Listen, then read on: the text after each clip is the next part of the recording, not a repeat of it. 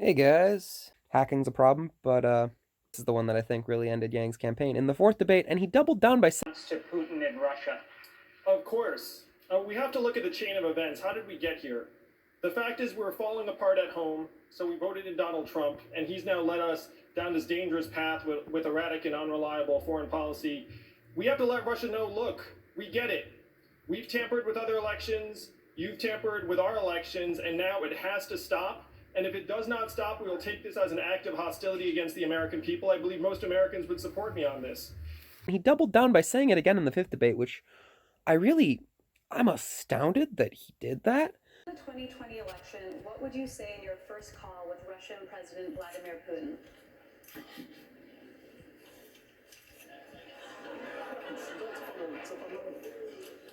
Well, first I'd say I'm sorry I beat your guy.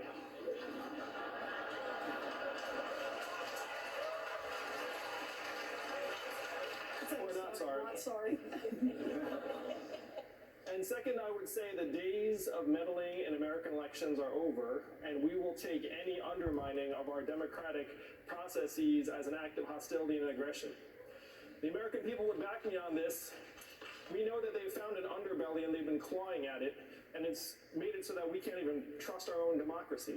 Path forward to help build an international consensus, not just against Russia, but also to build a coalition that will help us put pressure on China in terms of their treatment of their ethnic minorities and what's going on in Hong Kong. I want to propose a new world data organization, like a WTO for data, because right now, unfortunately, we're living in a world where data is the new oil and we don't have our arms around it. These are the ways that we'll actually get Russia to the table and make it so they have to join the international community and stop resisting appeals to the world order. Thank you, Mr. Yang. Rachel? Hacking as open hostility, and I believe most Americans would agree with me. And, the Russian hacking was being done, at least some of the Russians that were doing the hacking, ended up being a company new knowledge out of Georgia or Virginia or something. And so if the Russians aren't actual Russians, it just sounds like another WMDs in Iraq all over again. And most Americans would not agree that that's a good excuse to go to war when we hack the heck out of and rig the heck out of our own elections way worse than some Russians going on Facebook and talking to us. I think, if anything, the narrative of Russian bots on Twitter and Facebook, that myth has done more damage than the actual bots that were out there. Because now everyone is out there calling each other Russians and bots and disrespecting and not listening to what people have to say if they have something to say that just doesn't jive with what they are choosing to believe with their cognitive dissonance and burying their heads in the sand. I haven't actually met all that many legitimate bots. You can tell a bot because all you have to say is, in your next message, could you please use the word bacon? Or anything of that nature. It's very easy. But plenty of people like to throw those names around, and it's just counterproductive. So the guy that's really promoting it, who's saying, what would you do in your first call with Putin? Oh, I'd say I beat your man. Blah, blah, blah, blah. And it's just like, they gave him a second chance to try to correct his record on Russia, and he just said the same dumb thing again. I've been spending a lot of time paying attention to this race, and it is not the race that our mainstream media is telling you. I'll tell you that. One good resource to check out, I highly recommend you check out Stolt. Hashtag Stolt, at Stolt, whatever. Stolt YouTube. This guy does data analytics about who's getting the most web traffic in our race. Yang's been number one in web traffic for the last 12 months. So, clearly people know about Andrew Yang. His blackout is not very black. They're just not getting sold on it because he wants to reunify the press and he doesn't want to free Assange, and, his UBI doesn't give the same universal basic income to people on food stamps that it does to the CEO and my neighbor and my mom and my brother and me. Which, is kind of defeats the point of a universal income.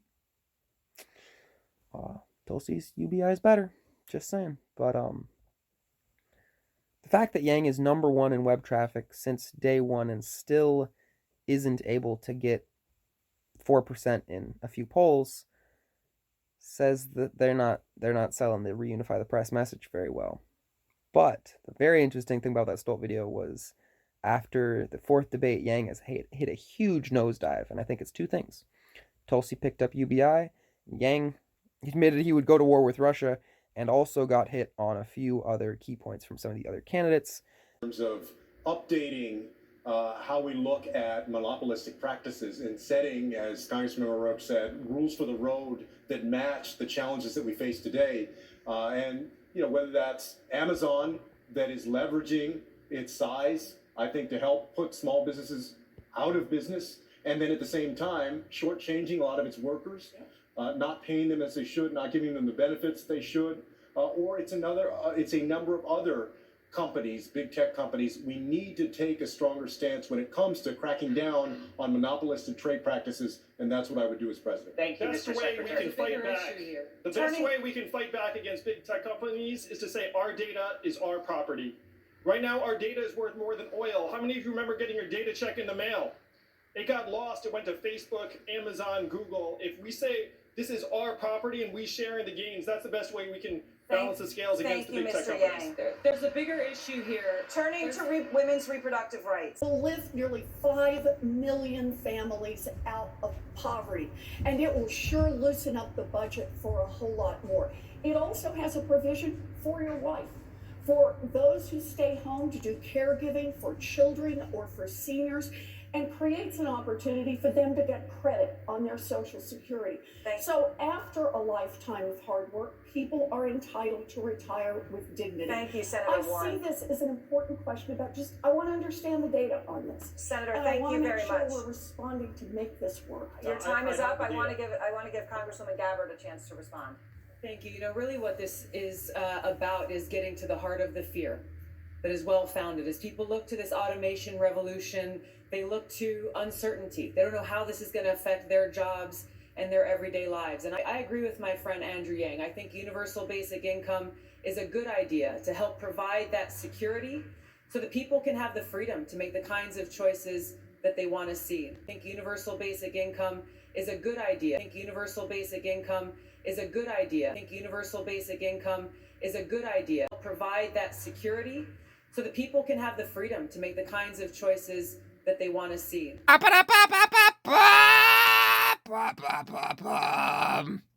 agree with my friend Andrew Yang. I think universal basic income is a good idea. This has to do with bad trade deals that we've seen in the past that have also driven fear towards people losing the way that they provide for their families. Really what we need to do is look at how we can best serve the interests of the American people. Senator Booker, one of the latest impasses in negotiations involves bringing jobs back from Mexico. As president, how would you convince GM to return production to the United States? Well, first of all, the one point I wanted to make about the UBI conversation, and I hope that my friend Andrew Yang will come out for this, doing more for workers than UBI would actually be just raising the minimum wage to $15 an hour. It would put more money in people's pockets than giving them $1,000 a month. We have to start putting the dignity back in work. And number one, you start having trade deals, not like this thing that the president is trying to push through Congress right now that gives pharmaceutical companies and other corporations benefits and doesn't put workers at the center of every trade deal. We must make sure we are not giving corporate tax incentives for people to move jobs out of our country. So, thanks for tuning in, my dudes. Please like, share.